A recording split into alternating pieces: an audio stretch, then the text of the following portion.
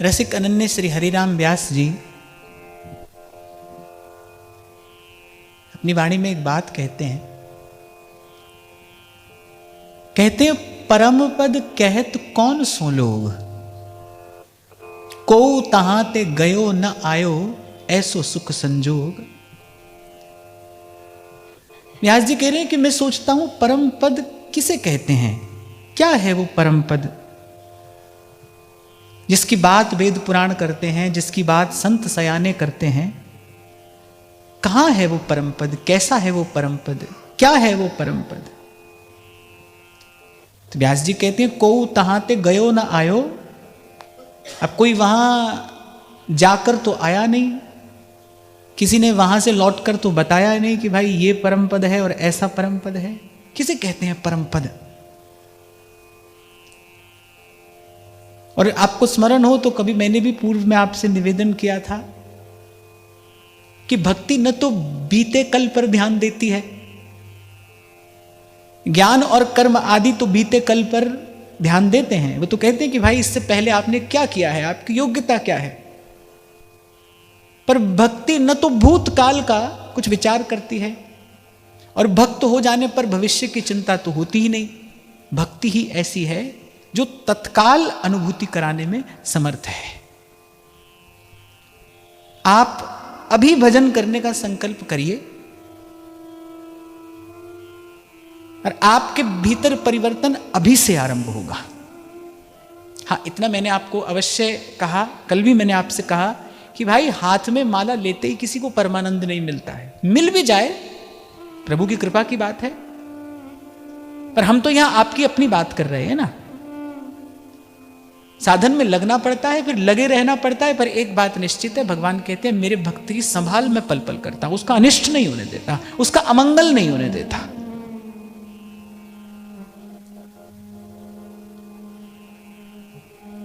तो भक्ति बीते वाले कल और आने वाले कल की बात नहीं करती, आज की बात करती है, अभी की बात करती है। तो व्यास जी ने विचार किया है, बोले अब किसकी माने, क्योंकि परम पद पर जाकर तो कोई आया नहीं जो वहां की बात बताए।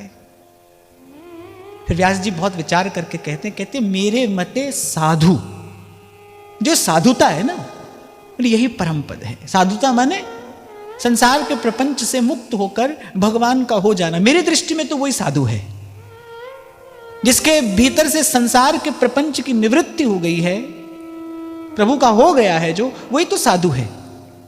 जीव मात्र के प्रति जिसमें दया है, जो समता को उपलब्ध हो गया है, प्रतिक्षण बढ़ने वाला प्रभु का अनुराग जिसके हृदय में है, वही तो साधु है। तो व्यास जी कहते हैं मेरे मते साधु और है सोई जहां भक्ति रस भोग। व्यास जी यहां यह भी स्पष्ट कर रहे हैं, और साधु भी मेरी दृष्टि से कौन है, कह रहे जहां भक्ति रस भोग। और भक्ति, इस पर तो हम सदा से चर्चा करते ही आ रहे हैं।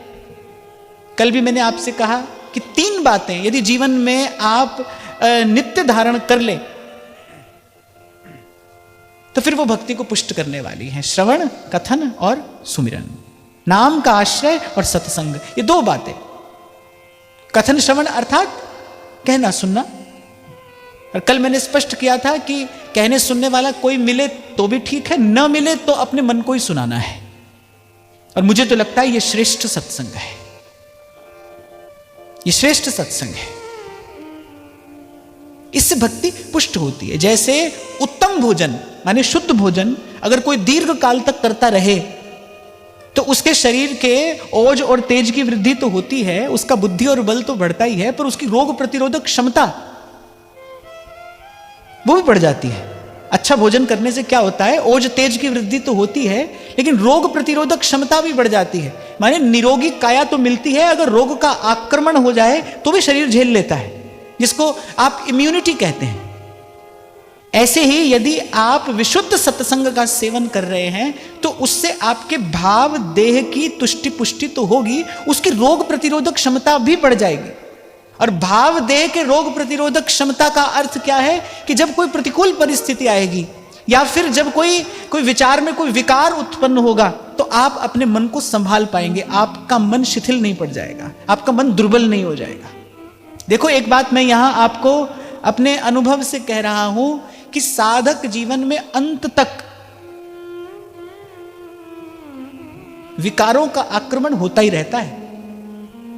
किसी ना किसी प्रकार का विकार जो है वो साधक के मन को आक्रांत कर लेता है, कर सकता है, क्योंकि मैंने आपसे कई बार कहा कि जीव अपना कार्य करता है, भगवान अपना कार्य करते हैं, और भगवान की माया भी अंत तक अपना कार्य करती ही रहती है। तभी रसिक अनन्य नृपति श्री स्वामी हरिदास जी महाराज कहते हैं, कबहू मन इत उत चल जात।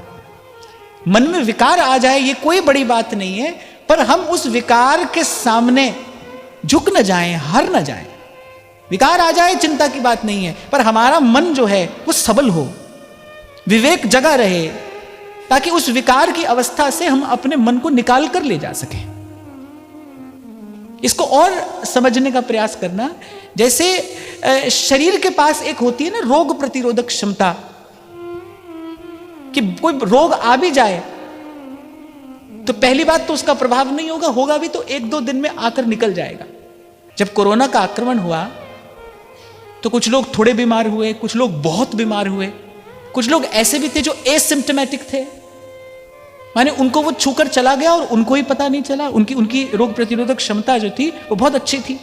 तो ऐसे हमारा जो भाव देह है ना, उसकी भी एक रोग प्रतिरोधक क्षमता होती है, उसकी एक विकार प्रतिरोधक क्षमता होती है कि विकार आएगा, विकार तो आएगा, लेकिन वो ज्यादा देर तक टिक नहीं पाएगा, माने आपका बहुत अधिक नुकसान नहीं करा पाएगा, आपकी बहुत अधिक क्षति नहीं करा पाएगा। अब देखो, कुछ लोग ऐसे भी थे जिनको अपने प्राण ही गंवाने पड़े।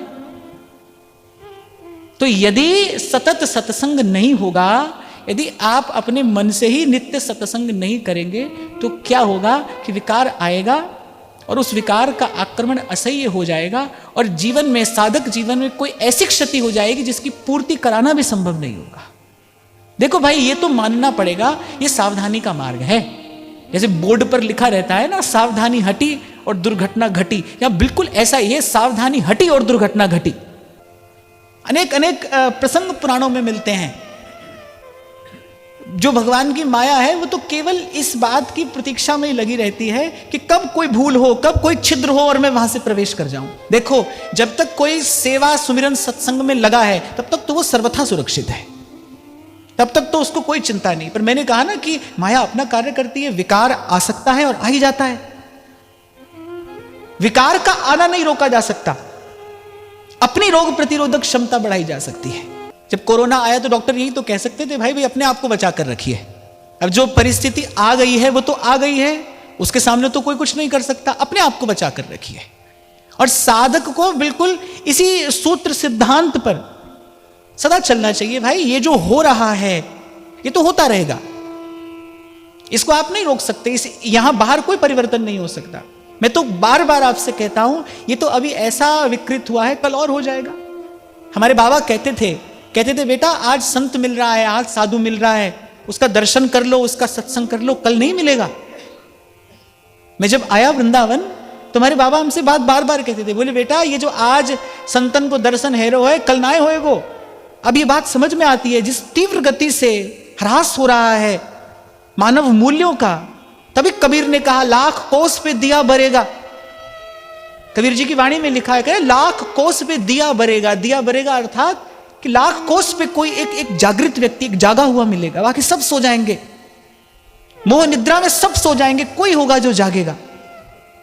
और मैं कई बार आपसे कहता ही हूं, भाई जो जागा है वही तो जगाएगा, सोया कैसे जगाएगा?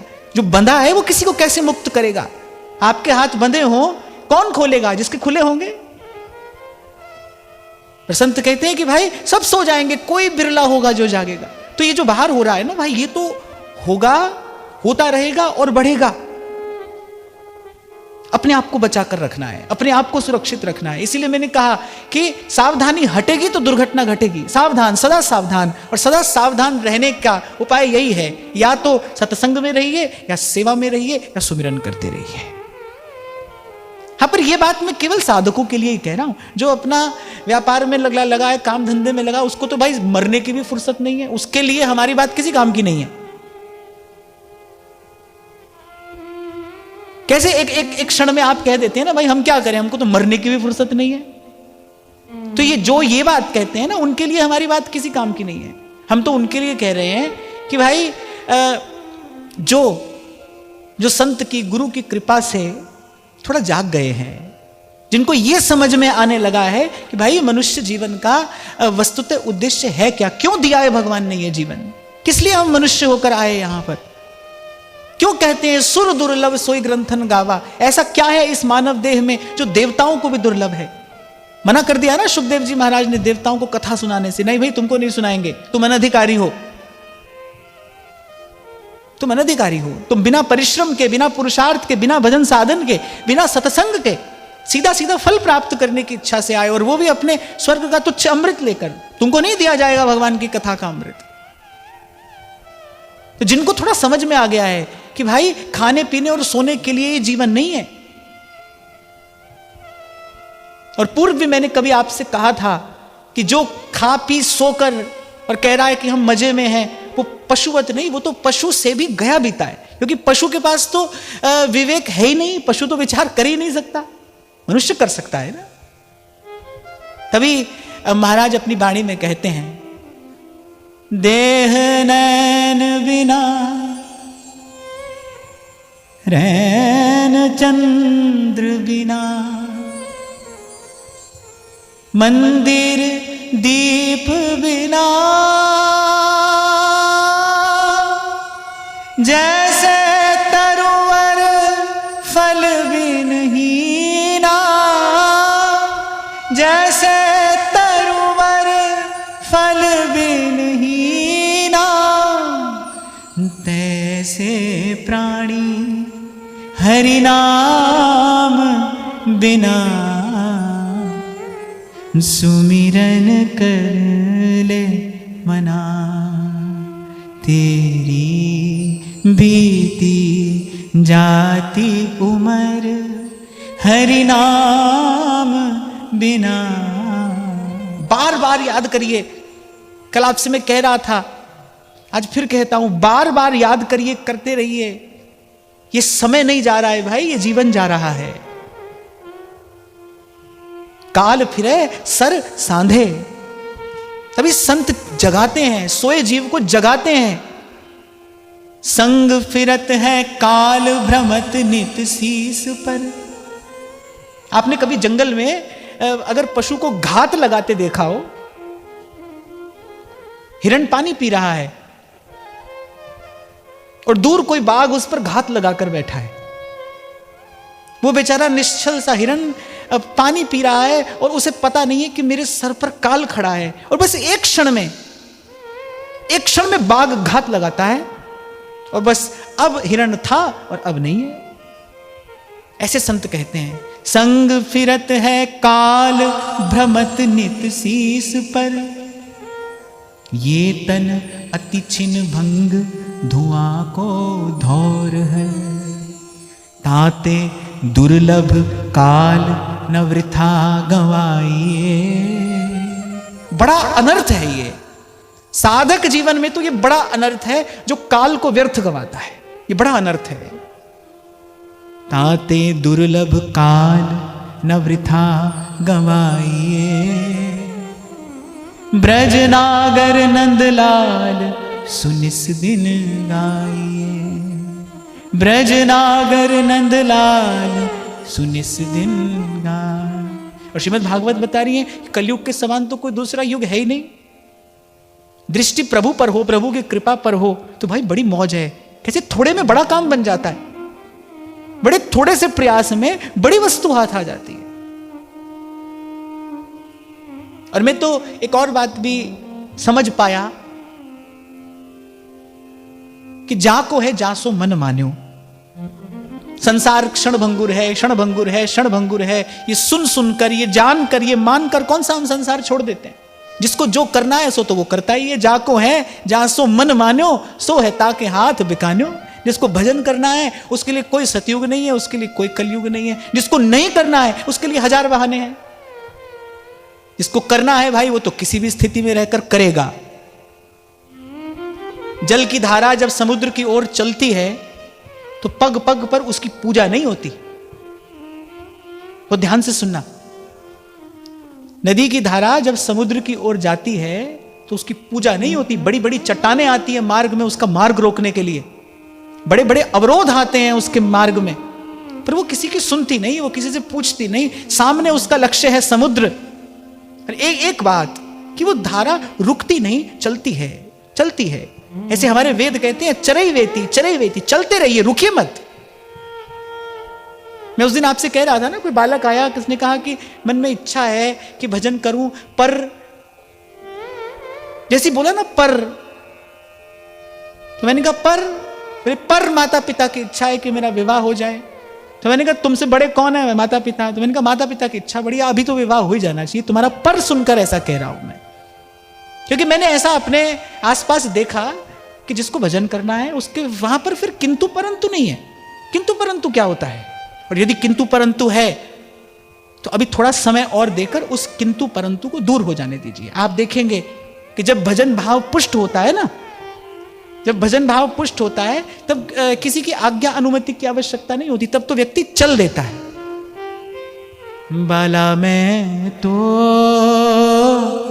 बैरागण होंगी, कैसे मीराबाई गरज कर कहती हैं, बरजी मैं काहू की नहीं रहूं। मैं किसी के रोक रुकने वाली नहीं हूं। तो जब तक किंतु परंतु है तब तक तो धीरज धरना चाहिए। यहां पर मैं ये कह रहा था कि ऐसा क्षण भंगुर जीवन है, काल घात लगाकर खड़ा है, अगले पल क्या होगा खबर नहीं। अरे दूसरे की क्या अपनी खबर नहीं है?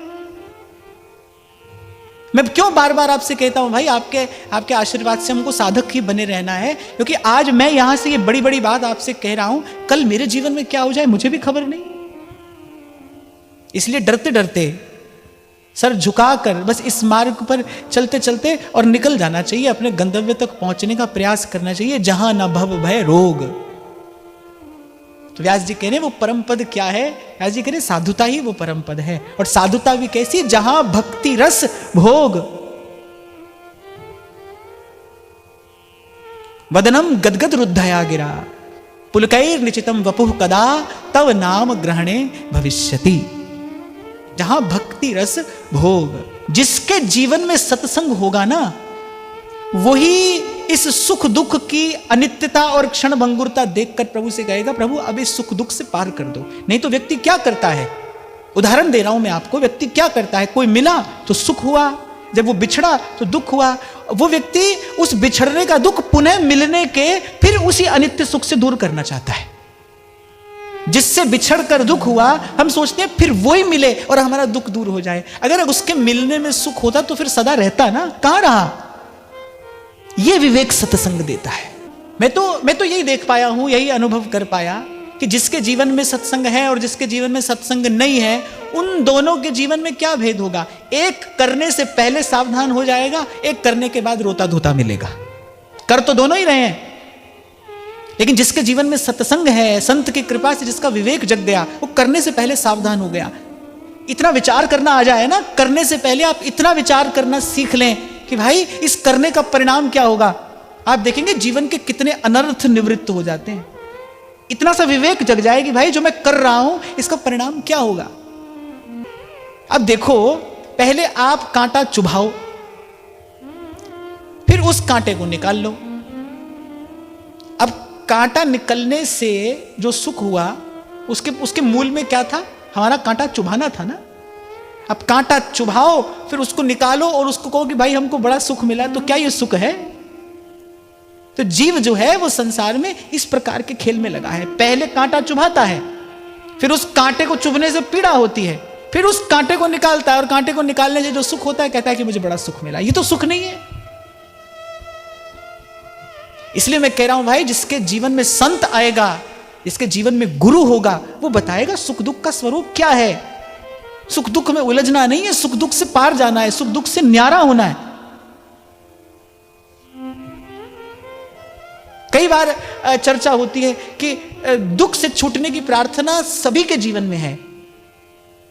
जो भी मंदिर जाता है, जो भी प्रभु के सन्मुख जाता है, वो दुख से छूटने के लिए ही तो जाता है। पर ध्यान देना भाई, केवल दुख से नहीं छूटना है, सुख से भी छूटना है। सुख से भी छूटना है। और मेरे को तो ऐसा लगता है कि सुख की जो आशा लगी है ना, जो मिटाए मिट नहीं रही, हटाए हट नहीं रही, सेवक जी महाराज कह रहे हैं आस की पास नहीं तोड़ जानी। ये इस पंक्ति का विचार करना चाहिए। सेवक जी कह रहे हैं आशा की पाश में बंधा है जीव। बंधन किसका है? ये आशा की रस्सी में जीव बंधा है। आशा किससे है? संसार से, इसलिए दुख पा रहा है। इसलिए संत कह रहे हैं आशा राम जी से कर लो। आशा एक राम जी से, दूजी आशा छोड़ दे, नाता एक राम जी से, दूजा नाता तोड़ दे। ये पंक्तियां गाने में तो आपको बड़ा आनंद आता है। आप, मैं देखता हूं आप बड़े आनंद से गाते हो, पर आप कभी कभी एकांत में इसका विचार भी किया करो। आशा की रस्सी से ही जीव बंधा है। और रस्सी में जैसे दो तंतु होते हैं ना, बटके बनाई जाती है रस्सी।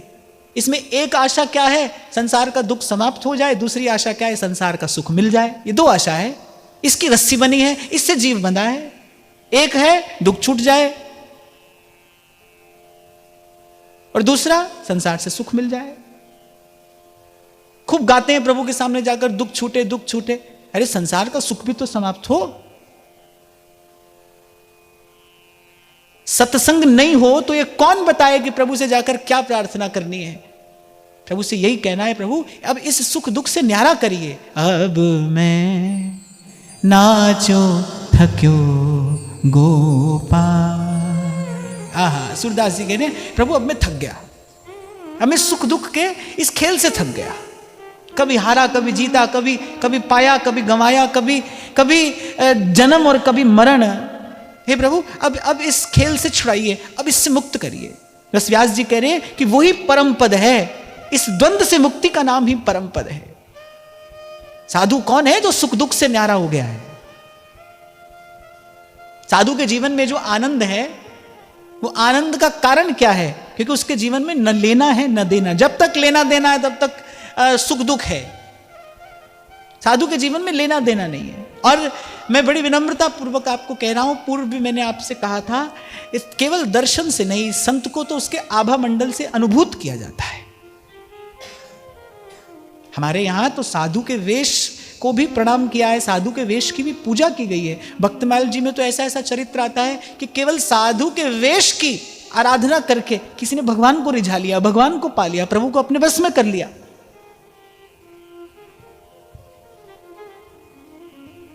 तो जो सुख दुख से न्यारा हो गया है वो साधु है। और व्यास जी कह रहे यही परम पद है। और मनुष्य का जीवन इसी परम पद पर आरूढ़ होने के लिए मिला है।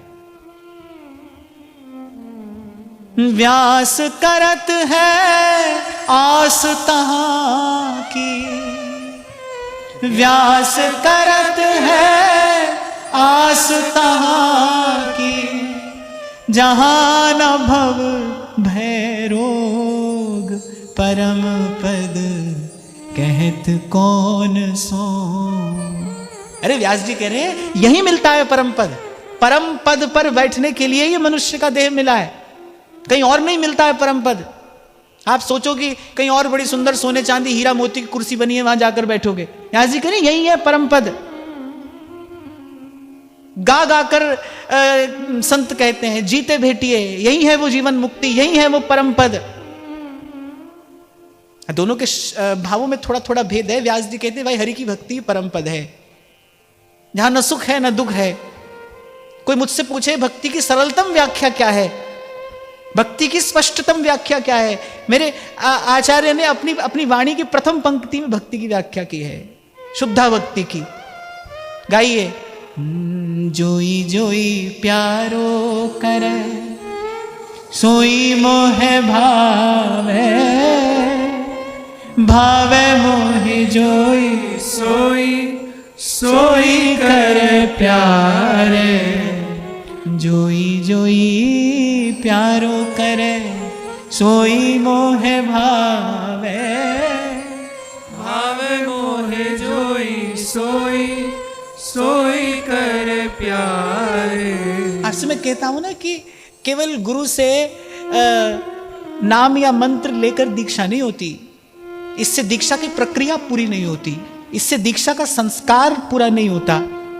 गुरु से कुछ लेकर फिर गुरु को कुछ दिया भी जाता है। गुरु को क्या दिया जाता है? अपना मन दिया जाता है। मन माने अपने सारे संकल्प विकल्प अब समर्पित कर दिए। ये भक्ति की सरलतम व्याख्या है और स्पष्टतम व्याख्या है। जोई जोई प्यारो करे सोई मोहे भावे, भावे मोहि जोई सोई सोई करे प्यारे। जब अपना मन नहीं है फिर अपना संकल्प विकल्प कहां से आएगा? संकल्प विकल्पात्मकम अंतःकरणम इति मनः। संकल्प विकल्प का नाम ही मन है। तभी तो जब श्री उद्धव जी ने गोपियों से कहा ना, मन लगाकर मेरी बात सुनो, तो गोपियों ने कहा मन ही तो नहीं है हमारे पास, अब बात तेरी बड़ी पेचीदा है। यानी कोई सीधी सरल बात तो उद्धव जी बता नहीं रहे थे। वो उपनिषदों का सार स्वरूप ज्ञान गोपियों को दे रहे थे। गोपियों ने कहा बात तेरी बड़ी पेचीदा है, बिना मन लगाए समझ में नहीं आएगी, और मन हमारे पास में है नहीं, मन ही तो नहीं है हमारे पास।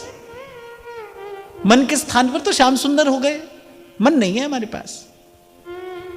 भाई इतनी सी बात पकड़ में आ जाए, आप देखो इसी जीवन में इसी क्षण सुख है, इसी जीवन में इसी क्षण में शांति है। इतनी सी बात समझ में आ जाए कि भाई अब हमारा कोई संकल्प नहीं है, कोई विकल्प नहीं है, अपनी कोई इच्छा नहीं है।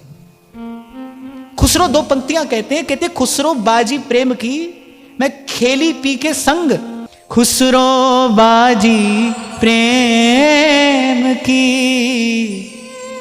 मैं खेली पी के संग, तन मोरा मन पीऊ का दोनों एक ही रंग। शरीर मेरा है पर इच्छा उसकी है। तन मेरा मन पीऊ का। और जो भी मस्त फकीर आनंद मग्न भक्त संत इस संसार में देखे गए, वो इसी धरातल पर तो पहुंचे कि जो कुछ वरते सब तेरा भाणा और तेरा पाना मीठा लागे। अच्छा बुरा समाप्त हो गया, अब कुछ अच्छा नहीं है कुछ बुरा नहीं, क्योंकि जो है वो उसी का है। संत कहते हैं ना, साईं के सब जीव हैं कीरी कुंजर दोए, किससे प्रेम करूं किससे बैर करूं। बिहारी देव जी कह रही है अब हो कासों बैर करूं, अब मैं किससे बैर करूं, ये सब तो उसी का है। फूल भी उसी का, कांटा भी उसी का, फिर किसमें प्रियता हो किसमें अप्रियता हो। इसलिए कल मैंने आपको सुनाया था कि मैं इस घटना का विचार कर रहा था कि देखो दोनों साथ साथ बैठे हैं, कबीर और कमाल। कबीर जी और उनके पुत्र साथ साथ बैठे हैं, चक्की चल रही है, एक हंस रहा है एक रो रहा है। क्या है? दृष्टि का ही तो भेद है। जिसकी जैसी दृष्टि है वैसी सृष्टि। कबीर जी की दृष्टि चक्की पर है, अब चक्की पीसती चली जा रही है सबको। कबीर जी कह रहे देखो दो पाटन के बीच में साबत बचा न कोई। पर उस समय कमाल जी की दृष्टि कहीं और है, वो कह रहे नहीं बचा है, कीली सो जो लग रहे वाका बाल ना बाका हुए। आप चक्की चलाने वाले को देखिए, चक्की को मत देखिए। इसलिए आरंभ में ही मैंने आपको कहा यहां बाहर नहीं देखना भाई। संसार को देखोगे तो चिंता है, भय है, शोक है, रोग है, व्याकुलता है। इसको देखकर ही संत कह रहे हैं नानक दुखिया सब संसार दुखालयम अशाश्वतम। इसी को देखकर कह रहे हैं। फिर जिसकी दृष्टि बदलती है वो गाता है, जो बिछड़े हैं प्यारे से भटकते दर बदर फिरते, जो बिछड़े हैं प्यारे से भटकते दर बदर फिरते, हमन गुरु नाम साचा है, हमन गुरु नाम साचा है, हमन को बेकरारी क्या, हमन है इश्क मस्ताना, हमन को होशियारी क्या। आप फिर कह भाई इसके बाद फिर अपनी चतुराई मत करो। तभी ध्रुवदास जी ने कहा सकल सयान पछाण भज, दुर्लभ है ये बाहर। एक ये सिद्धांत समझ लो, फिर उसके बाद अपनी बुद्धि मत लगाओ। बुद्धि बड़ा उत्पाद करेगी, बुद्धि तो उत्पाद करती है। हाँ, पर अभी हमको एक बहुत अच्छी बात भ्रमर गीत का गान करते करते मिल गई कि जब भ्रमर गीत का उपसंहार श्री नंददास जी करते हैं तो उद्धव जी क्या कहते हैं? कहते आज समझ में आया कि ये जो ज्ञान आज तक हमने अर्जित किया ये भी एक प्रकार की दुविधा ही थी। बोले ये भी एक प्रकार की दुविधा थी। आज हमको समझ में आया सच्ची वस्तु क्या है। आज हमको समझ में आया इस सारे संसार में, इस अस्तित्व में सबसे सर्वोत्कृष्ट वस्तु क्या है। उद्धव जी ने तो यहां तक ही कहा, वृथा हो पढ़ मर्यो, वृथा हो पढ़ मर्यो। अरे बोले पढ़ते पढ़ते मर गए, पर वही दुविधा की दुविधा। आनंद में तो ये हैं। तभी मैंने आपसे कहा भाई कहीं और आनंद मिलेगा ऐसा नहीं, भक्ति तो आपको यही आनंद देती है, देने को तत्पर है। वो एक बात आपसे चाहती है, ये मन बुद्धि एक और कर दीजिए। सकल सयान पछाड़ भज दुर्लभ है ये बार। अरे यही तो सबसे बड़ा साधन है। मैं जानता हूं जो मैं कह रहा हूं ये सरल नहीं है। मेरे लिए कहना, हमारे लिए गाना तो सरल है। हमने गाया जोई जोई प्यारो करे सोई मोई भावे, भावे मोई जोई सोई सोई करे प्यारे। आप सोचो जिसने अपने जीवन में इस बात को धारण कर लिया है कितनी बड़ी तपस्या कर रहा है। मन बुद्धि अनेक अनेक प्रकार के रंग कौतुक दिखाएंगे, पर वो सदा है अपने भाव में कि तेरा भाना मीठा लागे, ज्यों राखे त्यों रहिए। ये सबसे बड़ी तपस्या है। जिसको देखा नहीं, जिसको सुना नहीं, केवल संत की, गुरु की बात सुनकर, मानकर और उसकी एक बात पर अपने जीवन की बाजी लगा देना कोई साधारण व्यक्ति ये काम नहीं कर सकता। इसीलिए मेरा कबीर कहता है भक्ति करे कोई सूरमा। भक्ति दुहेली राम की नहीं कायर का काम, करे कोई सूरमा, जाति बरन कुल खोए।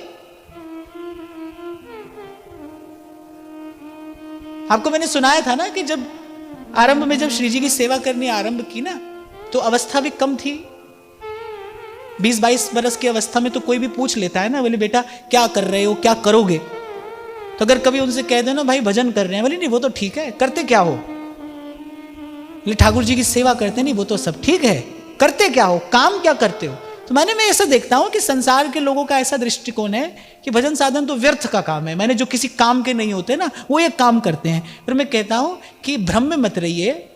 हाथ कंगन को आरसी क्या, पढ़े लिखे को फारसी क्या। आधा घंटा कमर सीधी करके और एक बार एकाग्र चित्त होकर बैठकर बताइए, बैठकर दिखाओ।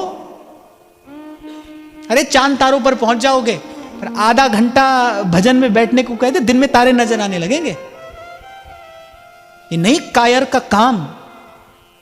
इसलिए मैं कह रहा हूं अपने संत और गुरु के एक वाक्य पर अपना सर्वस्व न्यौछावर कर देना ये साधारण व्यक्ति के बूते की बात नहीं है भाई, और बुद्धिमान के वश की बात तो बिल्कुल भी नहीं है।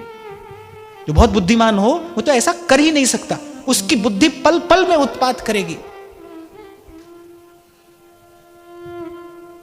इसीलिए सूरदास कहते हैं, सूरदास की सबे अविद्या, सूरदास की सबे अविद्या, बेगी हरो नंदलाल।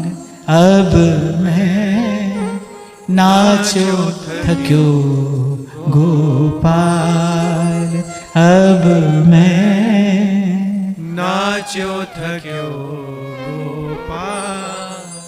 तो दो बात है भाई, एक संग फिरत है काल भ्रमत नित शीस पर। दो बातें हैं, एक तो मृत्यु सवार है सर पर, और दूसरी बात ये तन अति छिन्न भंग धुआं को धोर। आप देखो कितनी बड़ी दुर्बलता है ये। एक तो शरीर क्षणभंगुर और उस पर भी मृत्यु सर पर सवार। इन दोनों बातों का विचार करके ताते दुर्लभ काल न वृथा गवाइए, गाइए। ताते दुर्लभ काल न वृथा गवाइए, ब्रजनागर नंदलाल सुनिस दिन गाइए, ब्रजनागर नंदलाल सुनिस दिन गाइए। तो सार की बात यहां से ये ग्रहण करनी चाहिए कि भाई थोड़ा सा जीवन है, और इसमें जो सार की बात बुद्धजनों ने, गुरुजनों ने कही है, बस अब कोई और विचार किए बिना, अब देर किए बिना तत्काल उसको ग्रहण कर लिया जाए। हरि पद भज न विलंब कर।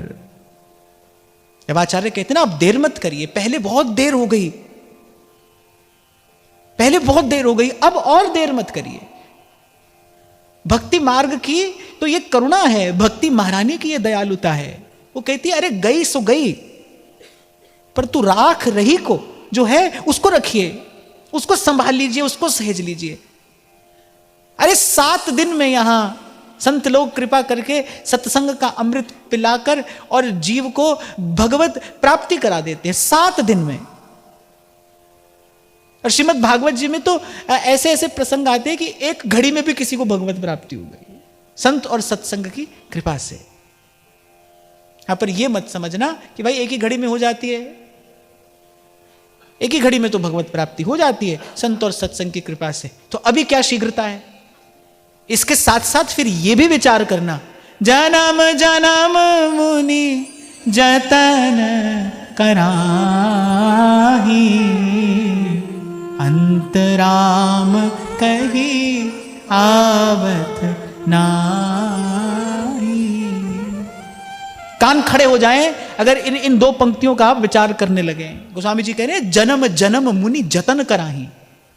हम तो कुछ कर नहीं रहे, बोले योगी यति मुनि यत्न करते हैं, जन्म जन्म यत्न करते हैं, पर अंतराम कही आवत नाई। किसी ना किसी प्रकार से माया बुद्धि हर लेती है, भगवत विस्मृति हो जाती है।